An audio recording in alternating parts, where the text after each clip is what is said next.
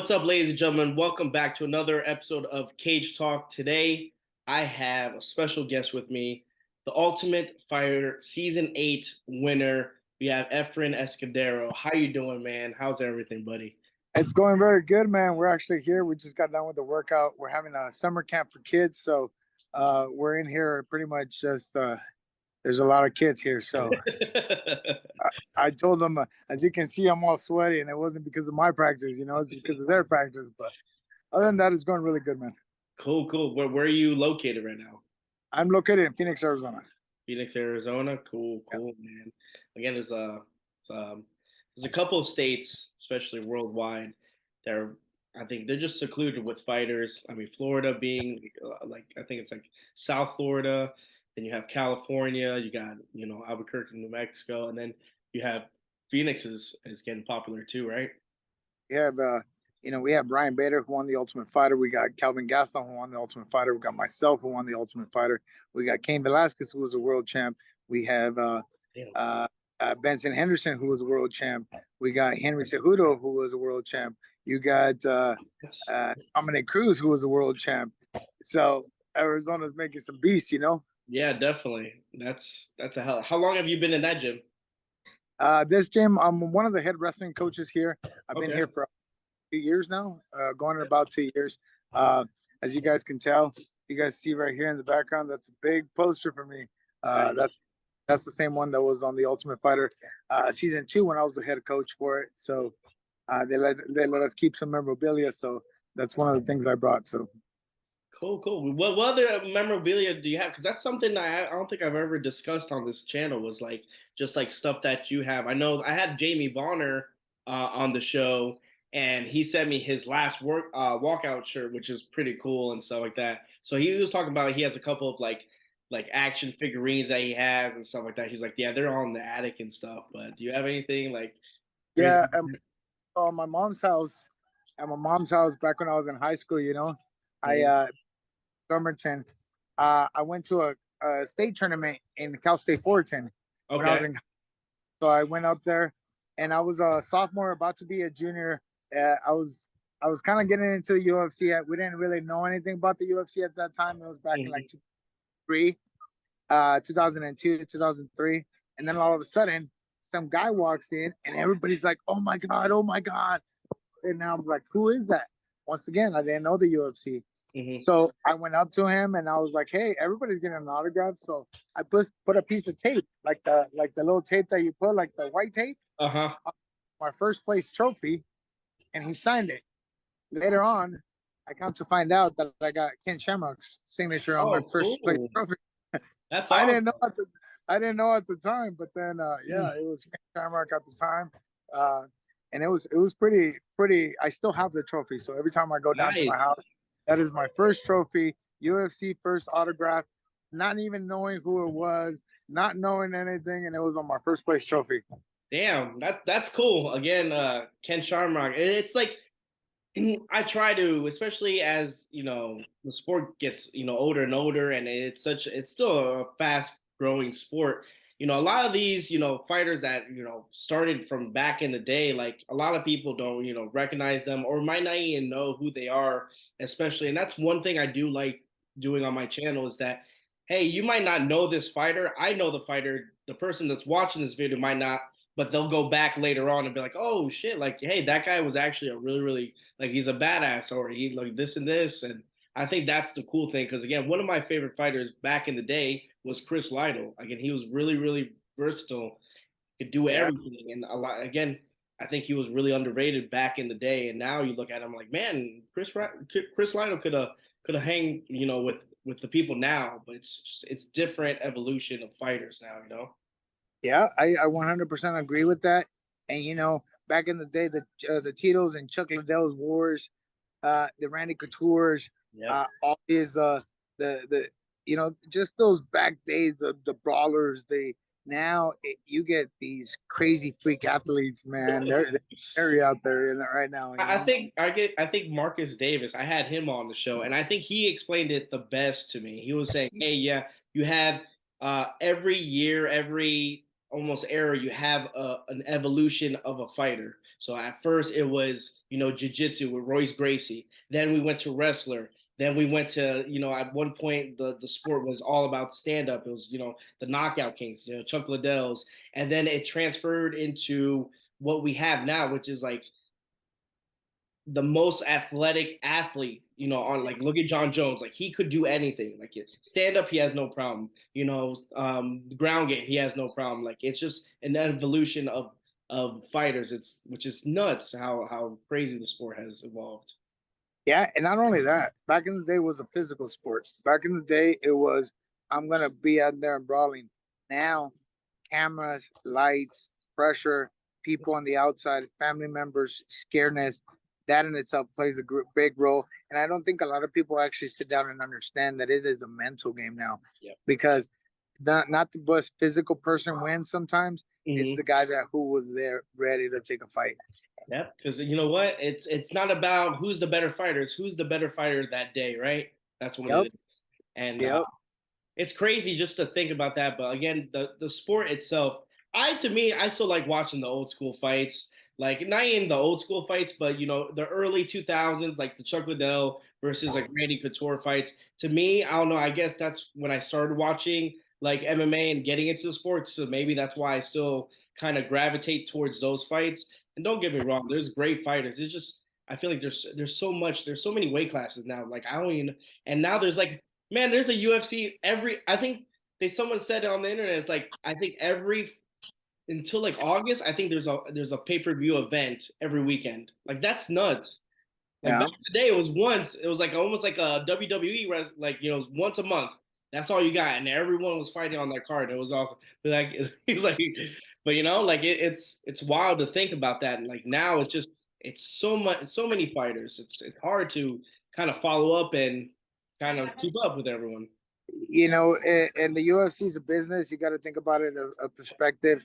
I talk to all these guys. I talk to like these guys, like the Sean O'Malley's, the Conor McGregor's, the Henry Cejudos, the Dominic Cruz's, the John Jones. People with caliber names. It's a business. The UFC is a business. They're making the UFC contender. It's every single weekend, every Tuesday per season. People are coming in and out. Back when I was in the UFC, when I first came in, I believe there was like 400 UFC fighters in the roster. Look at that. That's a complete. Now every 2 weeks, every week they're adding three guys, and it's hard. So it's like supply and demand. Yeah, it's just wild how like I said, like how it evolved. Now, when you were first coming up and stuff, because your career, you were in and out of the UFC, which is crazy. I think you've been in the UFC like what 3 times? It was back and forth like that, right? And it was 2 times, 3 times. 3 times, right? Yeah, that's unheard of, man. A lot of people once you're out of the UFC, it also shows obviously that they trust you. You're an excellent fighter, and they trust that you're gonna perform, and you're there. You know what? You showed up, you made weight, because some of them I've heard like in the past is like, hey, the UFC will keep you around, but like, hey, someone drops or misses weight, you're the first go-to person, and that's how it kind of works, right? Yeah, I remember. I was fighting the train. I was fighting in Brasilia. It was like a UFC, and I was about to board the plane. Like literally, it was like I'm packing my bag. It was the day before. One of the guys got injured. Like the main event got injured, and it was against Leo Santos. So they gave me a call. I was fighting a striker, and they gave me the call the night before. Hey, Efrain, somebody got injured. We need you to fight Leo Santos. Remember, I'm on my way to the fight. So they switched it like it was. So I went and I was like, all right, cool. And then I went and I fought Leo Santos. So yeah. And I ended up blowing up my knee. I tore my whole meniscus, everything in the third round. But I actually dropped him a few times. He wasn't able to. We went the distance, but it was a complete different fighter. I was fighting a striker, and they switched it. But that's exactly why they wanted somebody like me on the roster. Because I was okay, cool. That's what I'm gonna fight. Reliable. Yeah, I'm there. I'm there to fight. It don't matter. Yeah. That's and you don't get that much nowadays. Nowadays, like you said, it's a business part, but a lot of people are not. I remember back in the day, it was I'll fight anyone who's in front of me. Chuck Liddell used to say it all the time in the interview or right after the fight. Hey, who do you want to fight? I don't care. Just put someone in front of me. Now it's like, hey, I'm gonna call this guy out, and Mhm. I'm trying to get to this guy, and Well, now I think it's very secluded, especially even in the amateur level, even at the beginner level. A lot of okay. people are trying to watch their record because they heard, no, I want to go into the UFC. I lost. I have to win 3 fights in order to make one loss. Mhm. So that in itself pretty much puts you in a weird situation.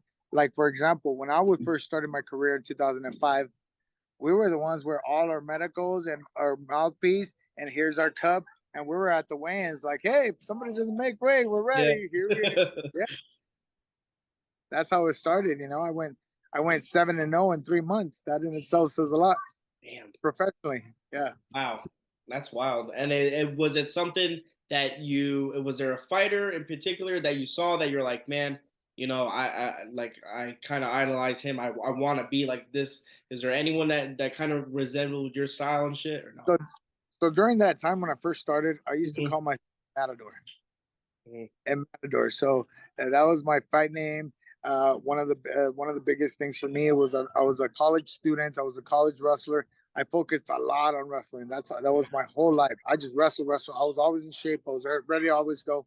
Mhm. And then one time, everybody kept talking about Roger Huerta. Roger Remember Huerta. him? Yep. So that stuff made me feel like I was like, I'm gonna fight Roger Huerta. I'm gonna fight. So that was my motive. That was my everyday. That's what I want to do. Wow, interesting. Yeah.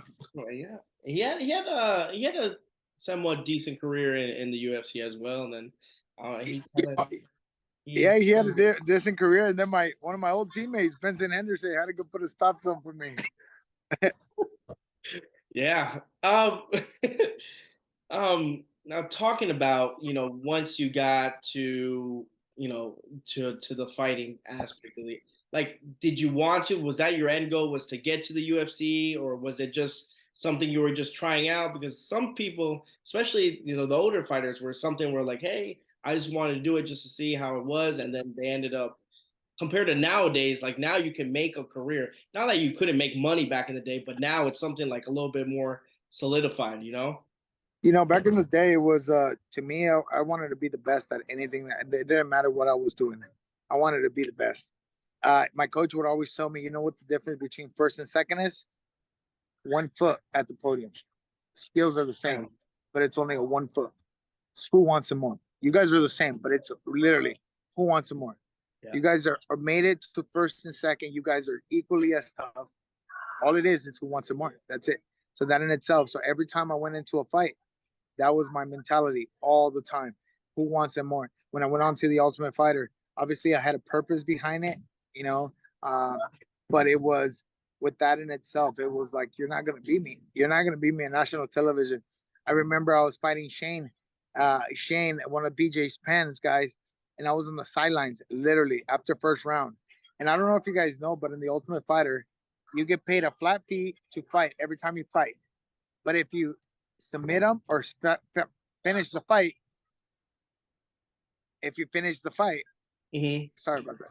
If you No. finish the fight, you will automatically get a $5,000 bonus. Oh, it's a nice little incentive. Okay, I didn't know that. So yeah, so I was on the sidelines, and I remember in the 12, like I remember in between rounds, and I swear, and I put it on my children that are playing behind me.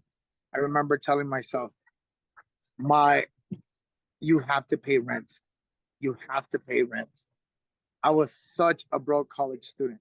Hmm. That literally that's what I did. Oh, And I went in there, and I remember grabbing that triangle, and I remember he spun, and I got on the top of the triangle, and I knew once I sunk it in, I knew I was like, this is it. that's I'm it. paying rent because I wanted those extra 5 grand.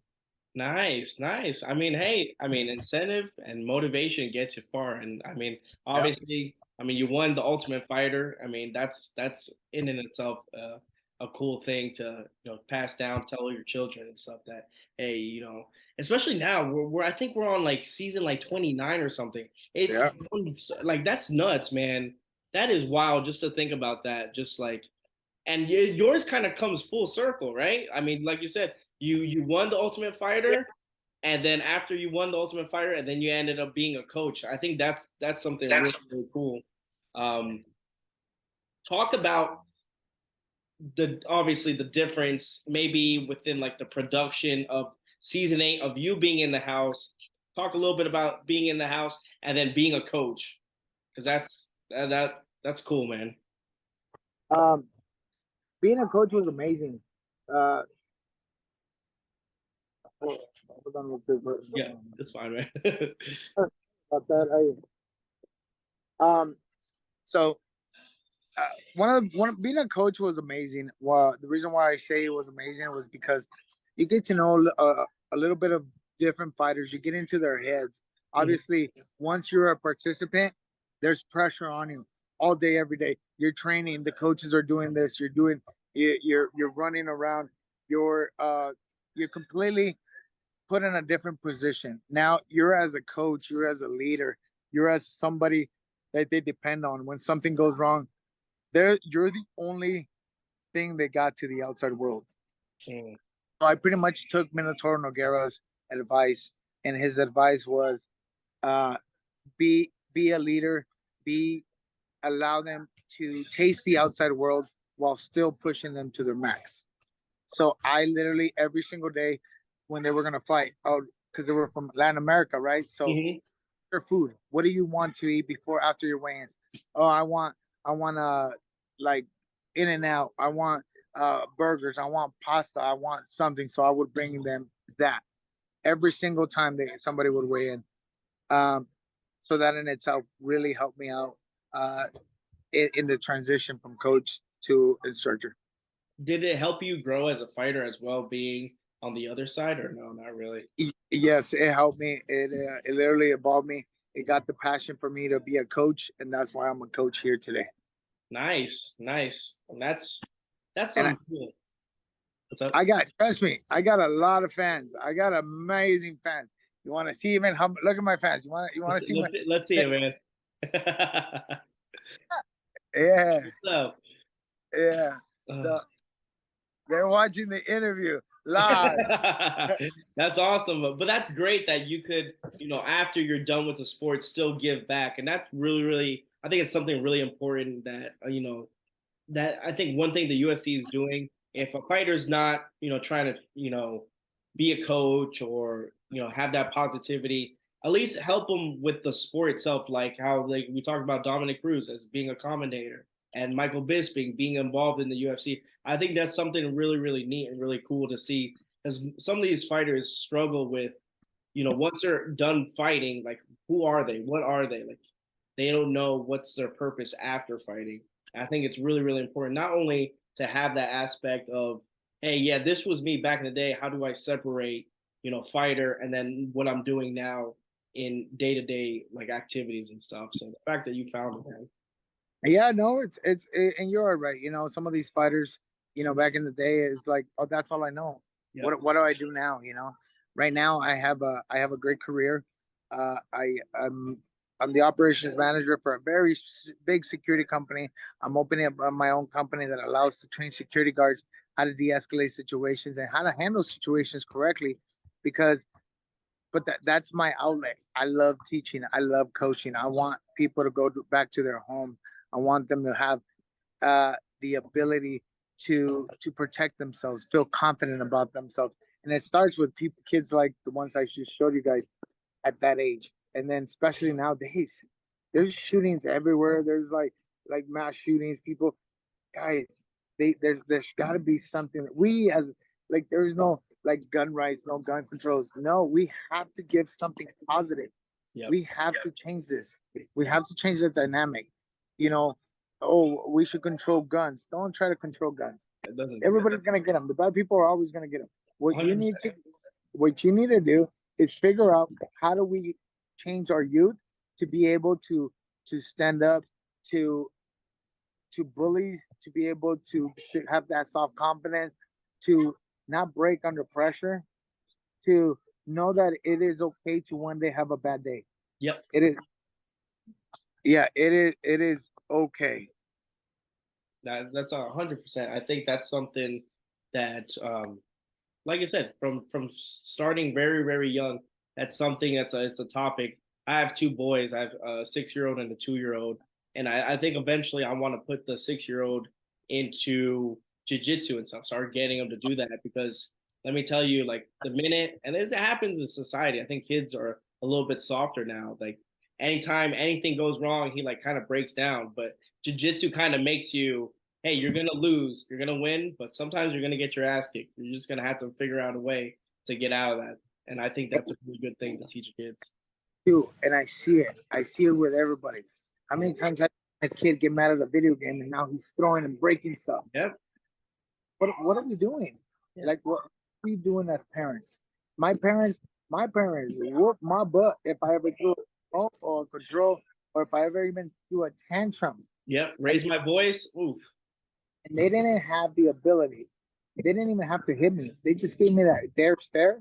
You know that's like those older parents that are watching this, you know that look at you and you would behave super good, hoping that they forgot by the time you got home. Now, see, so okay, so you're Mexican descent, correct? Yes, Yeah. sir. Okay, so exactly. So my wife, she's Mexican, and I understand where that you have that for the Latin community because I'm Cuban.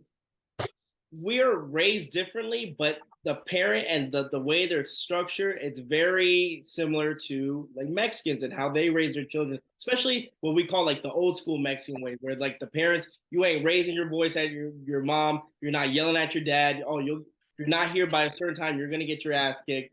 And I think that's those are good qualities to have. Again, um, Hispanic parents are kind of I think strong willed. Again, my mom and my dad weren't the craziest where they were super strict, but I knew what line to cross. But nowadays these kids are kind of They're all all over over the the place, place. they're all They're, over the place. that's to me, that's one of the biggest things and the biggest attributes that I'm always gonna have as a parent, as a father. My kids don't yell at the mom, even though that me and the mom are not together. They don't yell Mm-hmm. at the mom.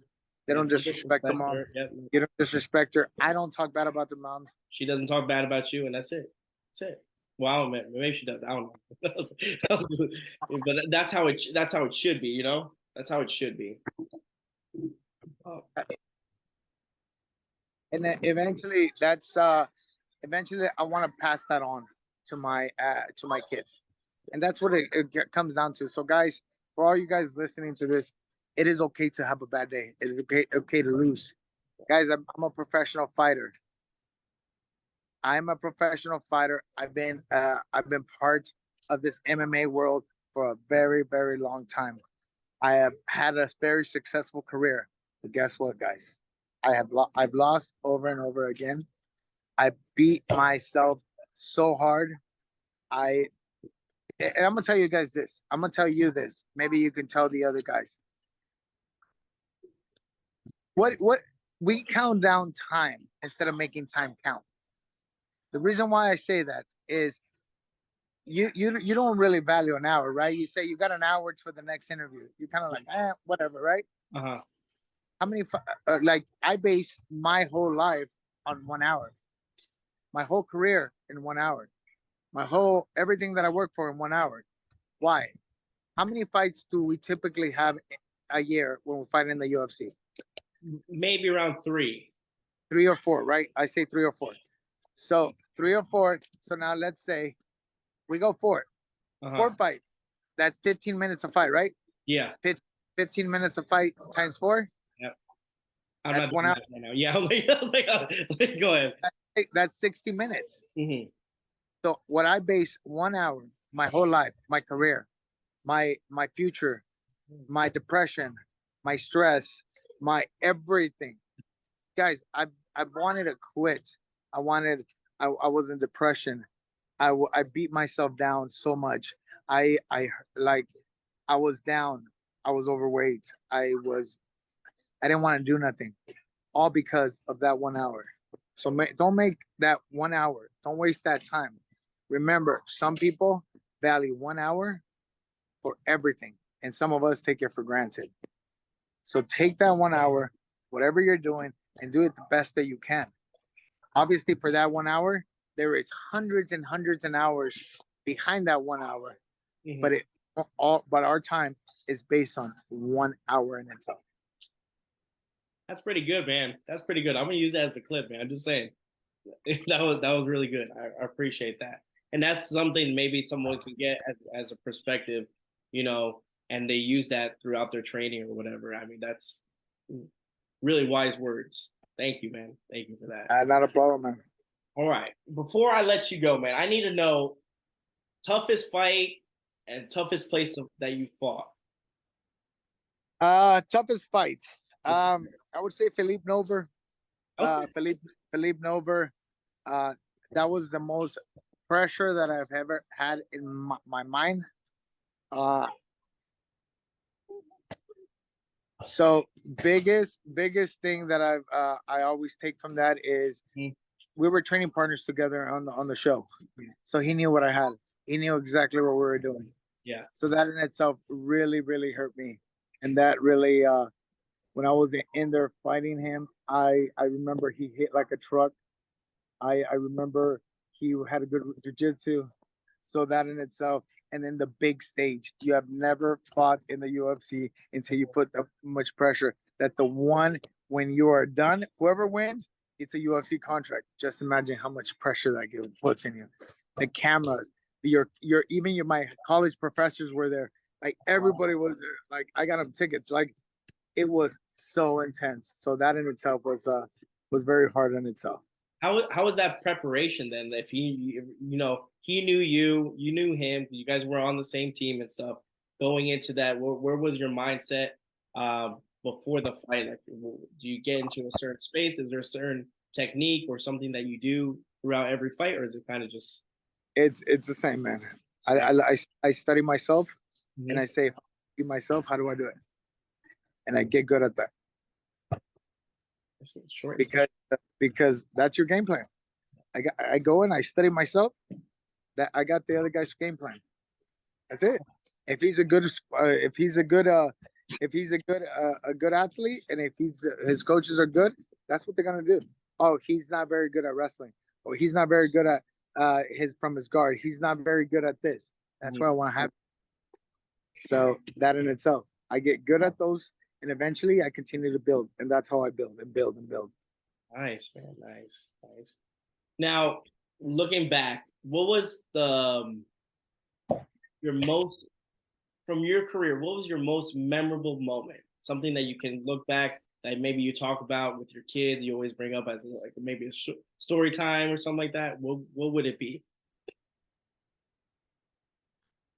My biggest attribute is sorry, grab my phone. Sorry, grab my phone. My biggest attribute that I tell my kids is I found something that I love, and I got to travel the whole world. This has nothing to do with fighting, and I traveled the world because of something that I love doing.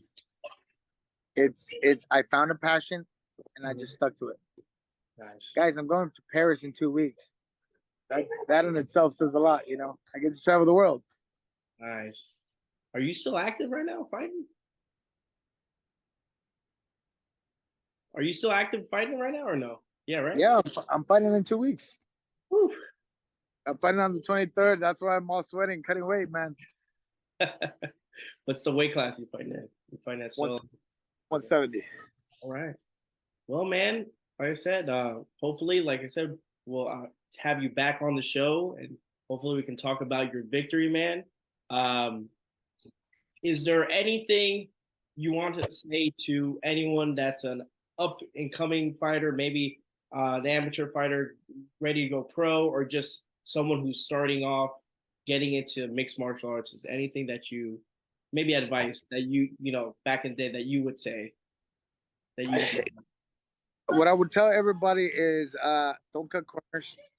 Literally, just because you're good at wrestling doesn't mean you can go in the fighter. Take the time. This is a marathon. This is not a sprint. it is easier to get to the UFC than it is to stay there. So make sure you continue to evolve. Make sure you put right people around you, because I had a bunch of yes people around me. Whatever I wanted. So keep your number one friends. Stay doing what you're doing, and believe in yourself, and it will be successful. So first of all, thank you for taking the time to do this interview. Thank everybody for watching me. June 23rd, I will be back again from Paris, France, fighting. Uh, other than that, guys, I'm just a young American, a young Mexican kid that became an American, trying to live the American dream. A bunch of people told me I couldn't do it. Guess what? I'm 20. I'm 37 years old now, and I'm still doing what I love. So, thank you guys. Thank you guys, and go out there and train hard, guys.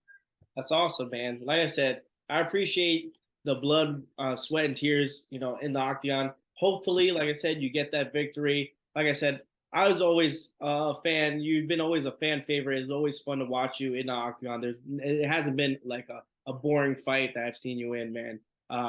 But you laid your heart and your body on the line, and I appreciate everything that you to the sport and still giving to the sport, man. Well, thank you very much, guys. And now it's I'm still shining a little bit. I'm still shining, but it's their turn to shine. It's their turn to shine. So, guys, thank you, guys. You guys have a wonderful day. Hey, God bless, man. Later, buddy.